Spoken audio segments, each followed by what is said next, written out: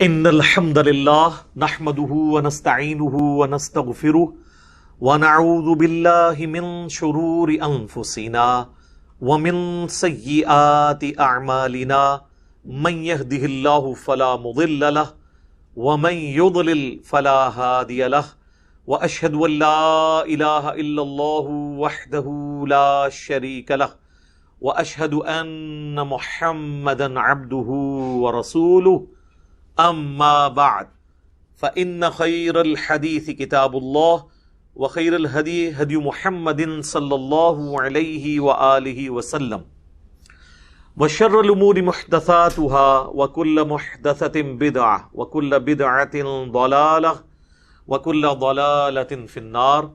بسم الله الرحمن الرحيم. إن الله وملائكته يصلون على النبي یا ایہا الذین آمنوا صلوا علیہ وسلموا تسلیما. اللہم صلی علی محمد وعلی آل محمد کما صلیت علی ابراہیم وعلی آل ابراہیم انک حمید مجید.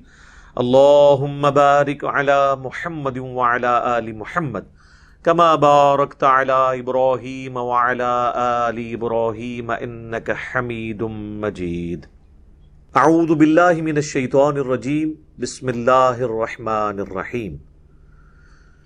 یا ایہا الذین آمنوا، اے اہل ایمان، اذا ضربتم فی سبیل اللہ، جب تم اللہ کی راہ میں نکلو، یعنی جہاد کے لیے یا ہجرت کے لیے، ایون علم دین حاصل کرنے کے لیے بھی، کیونکہ صحیح مسلم میں حدیث ہے جو علم حاصل کرنے کے لیے کسی راستے پہ چلتا ہے اللہ تعالیٰ اس کے لیے جنت کا راستہ آسان کر دیتا ہے. یہ سب فی سبیل اللہ ہے.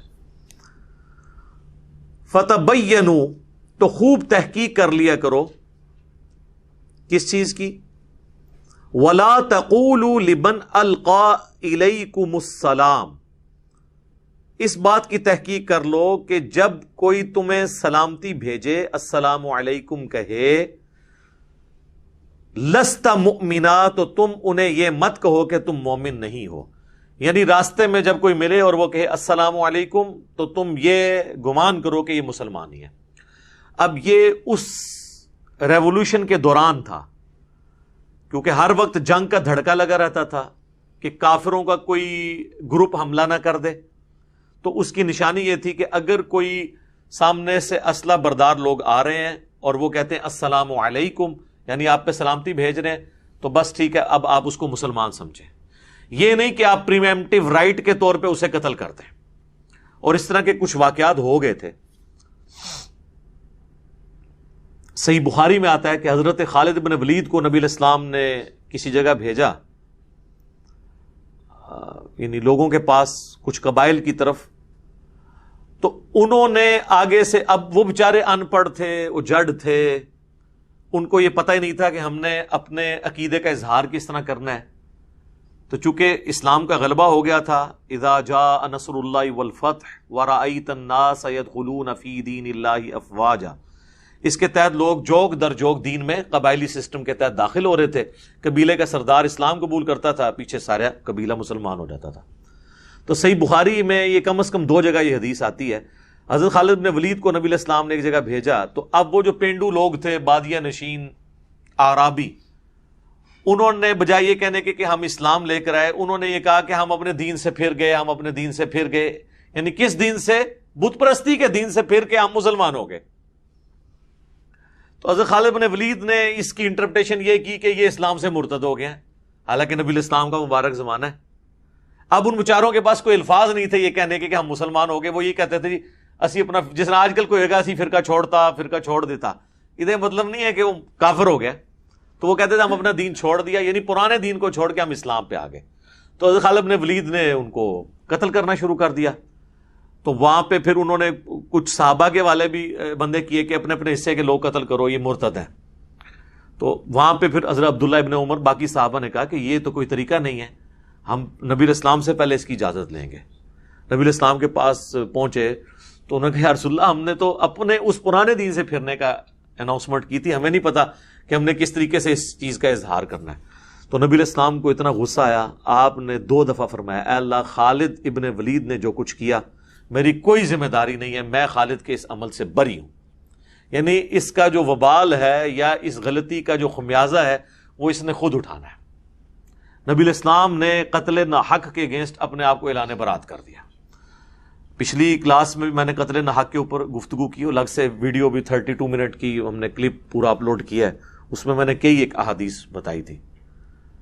اب مجھے بتائیے کہ آج کے دور کے لوگ یہ کس طرح کہہ سکتے ہیں کہ کچھ بھی ہیں تیرے محبوب کی امت سے. حضرت خالد بن ولید کو حضور کہہ رہے ہیں کہ میں اس کے اس عمل سے بری ہوں. اور اسی کو سپورٹیو حدیث ہے جو میں درجنوں دفعہ بیان کر چکا ہوں، حضرت اسامہ ابن زید کے بارے میں. ایک جھڑپ کے دوران جب کافر ان کی تلوار کے نیچے آیا تو اس نے کلمہ پڑھ دیا.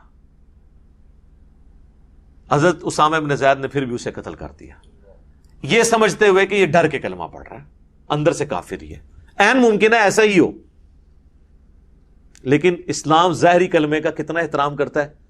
ان کو یہ کلک تھا کہ یہ میرے سے کام مس ہینڈل ہوا ہے. کچھ دنوں کے بعد انہوں نے خود اللہ کے نبی سے عرض کیا کہ اللہ کے نبی صلی اللہ علیہ وآلہ وسلم، اس طرح ایک جنگ کے دوران جب ایک کافر کے ساتھ میری لڑائی ہوئی، جب وہ میری تلوار کے نیچے آیا تو اس نے کلمہ پڑھ دیا، لیکن میں نے پھر بھی اسے قتل کر دیا. اور فرمایا اسامہ جب اس نے کلمہ پڑھ لیا تھا پھر بھی تو نے اسے قتل کر دیا، کیوں؟ کہا یا رسول اللہ اس نے ڈر کے کلمہ پڑھا. آپ فرمایا تو نے اس کا دل چیر لیا تھا. اسامہ تو کیا کرے گا جب قیامت والے دن اللہ کے حضور وہ کلمہ پڑھتا ہوا تیرے خلاف مقدمہ قائم کرے گا؟ اسامہ تو کیا کرے گا؟ اسامہ تو کیا کرے گا؟ حضور اس بات کو اتنی دفعہ ریپیٹ کرتے رہے کہ اسامہ ابن زید کہتے ہیں میرے دل میں خواہش ہوئی کاش حضور خاموش ہو جائیں اور آج سے پہلے میں کافر ہوتا، آج میں کلمہ پڑھ کے مسلمان ہوتا، کم از کم میرا یہ گناہ تو دھل جاتا کہ میں نے ایک بندے کو ناحق قتل کر دیا. اچھا حضرت اسامہ نے نہیں کہا یا رسول اللہ میں نے دل چیر لیا تھا، کیونکہ اللہ کے ولی تو دل کا حال جان لیتے ہیں. ہمارے گھوڑے کے قدموں کی خاک اگر ہمارے گھوڑے کے نتنوں میں بیٹھے تو اس کو کوئی غوث کتب ابدال نہیں پہنچ سکتا. جب وہ دلوں کے حال جان لیتے ہیں تو یا رسول اللہ میں نے تو دل چیر لیا تھا. نہ، اس زمانے میں عقیدے نہیں ہوتے تھے، یہ کہانیاں نہیں ہوتی تھی. تو اس میں سے یہ بھی ایک مورل لیسن یا مدنی پھول اس میں سے نکلتا ہے عقیدے کی اصلاح کا. انہوں نے یہ نہیں کہا اور الٹا پریشان ہو گئے.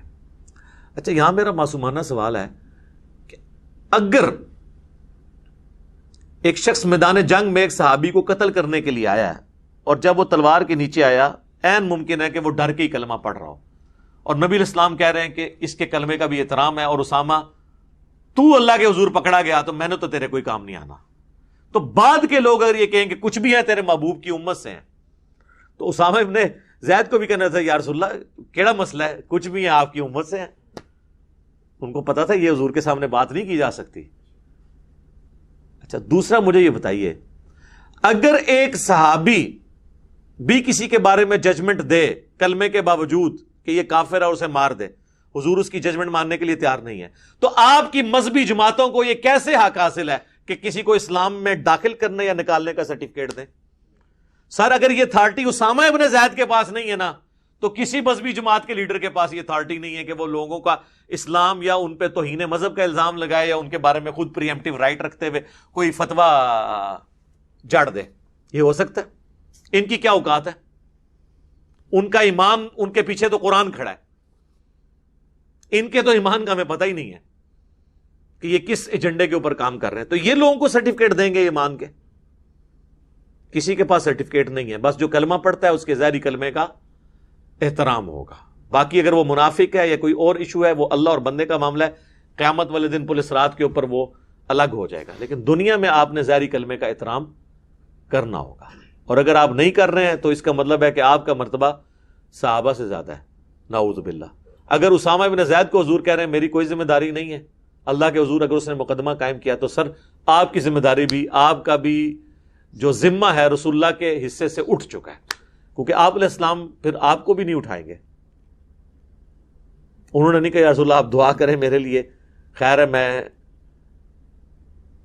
پریشانی ہوگی، کاش میں آج سے پہلے کافر ہوتا تو کلمہ پڑھ کے آج مسلمان ہوتا اور میرا یہ گناہ دھل جاتا. سر یہ حدیثیں وہ ہیں جو بخاری مسلم میں صدیوں سے لکھی تھیں، لیکن وہ بخاری مسلم میں ہی لکھی رہ گئیں، باہر نہیں نکلی. باہر نکلتی تو آج یہ جو قتل و غارت کا بازار گرم کیا ہوا ہے توہین مذہب کے نام کے اوپر، گستاخیوں کے نام کے اوپر اور فتووں کے نام کے اوپر، تو یہ معاملات نہیں ہونے تھے. اور اللہ کا شکر ہے ہمارا یہ پلیٹ فارم ہے، ورنہ آپ کی آنے والی نسلیں تو اس دین سے متنفر ہو جاتی. جو دین کا حلیہ آپ نے بگاڑ کے پیش کیا ہے نا، مرنے اور مارنے والا، کسی نے اس دین کو قبول ہی نہیں کرنا تھا. انہوں نے کہا یہ تو ہم انسیکیور ہیں. ایک گورا کافر ہے، سیکیور ہے، جیسے ہی مسلمان ہوتا ہے انسیکیور ہو گیا، کیونکہ اگر وہ شیعہ ہو گیا تو دیوبندی اور بریلوی اور اہل حدیث کہیں گے اس کو مار دو، اور اگر وہ اہل حدیث ہو گیا تو بریلوی اور دیوبندی کہیں گے انگریزوں کی پیداوار ہے، خوارج کی جماعت ہے. دیوبندی ہو گیا تو بریلوی نے کہنا گستاخ رسول ہے، بریلوی ہو گیا تو باقیوں نے کہنا ہے مشرک ہے. تو وہ تو کہے گا پائی میں باہر ہی ٹھیک ہے، منو سکون نہ زندگی گزارن دیو، جڑی 4 دن دی زندگی میں سکون نال کٹ لواں. اب وہ رچرڈ ڈاکنز جو ہے نا، اس کو کسی نے کہا کہ اگر یہ جو کچھ تم کر رہے ہو ایتھیزم کا جو تم نے فتنہ کھڑا کیا ہے، تو کسی کرسچن نے سوال کیا، ظاہر وہ اس کا کرسچینٹی کے ساتھ ہی سلسلہ تھا نا، تو اگر یہ سب کچھ سچ ہوا اور قیامت والے دن اللہ کے حضور تمہاری پیشی ہو گئی اور جیزس کرائسٹ نے تم سے پوچھ لیا، پھر تم کیا کرو گے؟ اس نے کہا کہ میں ادھر جیزس کرائسٹ سے کہوں گا کہ جن لوگوں کے حوالے آپ اپنا دین کر کے گئے تھے نا، ان سے میں کم از کم بہتر تھا. ٹھیک ہے، اور یہ بات ریالٹی ہے، ان سے بہتر تھا جو کچھ انہوں نے دین کا حلیہ بگاڑا ہے. تو اگر یہ دین آپ کا دین تھا جس کو آپ بھی قیامت والے دن آن نہیں کر رہے، جی یہ انجیل کے اندر لکھا ہے کہ قیامت والے دن لوگ حضرت عیسیٰ کے پاس آئیں گے کہ جیزس کرائسٹ ہم نے آپ کے نام پہ بے علاج مریض ان کو شفا دی اور یہ سب کچھ کیا، تو وہ کہیں گے سحقن سحقن لمن غیر بعدی، ان کو مجھ سے دور کر دو. یہی تو تھا جس کے اوپر وہ احمد ادا صاحب نے وہ جمی سگارڈ سے مناظرہ جیتا تھا. اس نے کہا لا علاج مرض ہم حضرت عیسیٰ کے نام پہ اسے صحیح کر دیں گے، تم محمد کے نام پہ اسے کرو. ان کا تمہارے بارے میں تو پہلے ہی موجود ہے، تمہیں تو دھتکار دیا جائے گا. اور سر یہ حدیث بخاری مسلم میں بھی ہے، میرے حوضے کوثر پہ بھی لوگ لائے جائیں گے، میں پلانے لگوں گا جب تو کہا جائے گا انہوں نے آپ کے بعد آپ کے دین کا حلیہ بگاڑ دیا.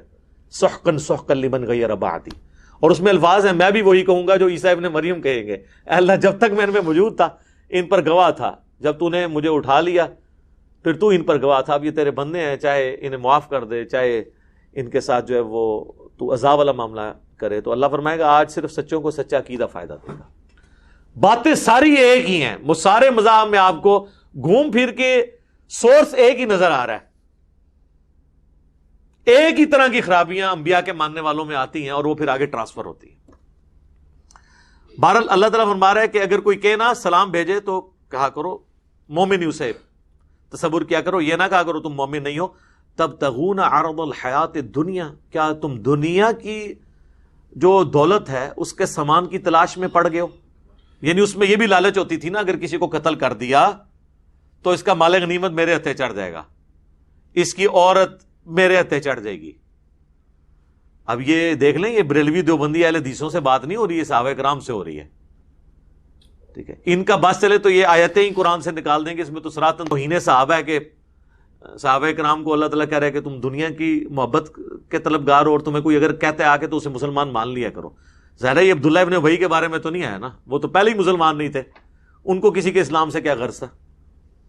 فعند اللہ مغانم کثیرہ، پس اللہ کے پاس تو بہت غنیمتیں ہیں، وہ تمہیں غنی کر دے گا. دنیا میں تو ابھی قادسیہ اور یرموک کے بعد اربوں ڈالرز تمہارے پاس دنیا کے آنے والے ہیں، اور آخرت کی تو جنتیں تمہارا انتظار کر رہی ہیں، کوئی ٹینشن نہ لو. کذالک کنتم من قبل، کتنی زبردست بات آئی. تم بھی تو پہلے یہی کچھ تھے نا، تم بھی تو کافر ہی تھے نا. تو اپنے آپ کو جو میں اکثر لوگوں کو کہتا ہوں یار آپ لوگ بھی تو پہلے بریلوی دیوبندی اہل حدیث شیعہ تھے نا، تو آج دوسروں کو بھی تھوڑا مارجن دیں. اگر کسی کو بات سمجھ نہیں آتی ہے تو اسے قطع تعلق ہی نہ کریں. شروع میں تو آپ کو بھی سمجھ نہیں آتی تھی نا، آہستہ آہستہ بات سمجھ آئی. تو اب اپنی جگہ اس کو بھی رکھ کے دیکھیں کہ آپ جب یہ تھے تو آپ بھی یہی کچھ سوچتے تھے، تو اس کو ٹالرنس کے ساتھ بیہیو کریں. اس طرح تم بھی تو پہلے اسی طرح تھے. فمن اللہ علیکم، تو اللہ نے تم پر انعام فرمایا، احسان فرمایا. فتبینوا، تو دیکھو خوب تحقیق کر لیا کرو. اس سے پتہ چل گیا کہ یہ صحابہ کرام کے بارے میں یہ کہ اللہ نے تم پر احسان کیا، تمہیں ایمان کی دولت ملی، اب کوئی نیو مسلم آئے تو اس کے بارے میں بدگمانی نہ کیا کرو، اور اس چکر میں نہ رہو کہ اس کو مار کے میں دنیا کا مال حاصل کر لوں گا۔ سر یہ آیات واضح ثبوت ہیں اس بات کا بھی کہ اسلام تلوار کے زور پہ نہیں پھیلا، اسلام نے آخری درجے تک تلوار کو اوائڈ کیا کہ اس لیول تک بات نہ پہنچے۔ ان اللہ کان بما تعملون خبیرا، بے شک اللہ تعالی خوب واقف ہے اس سے جو کچھ تم کر رہے ہو۔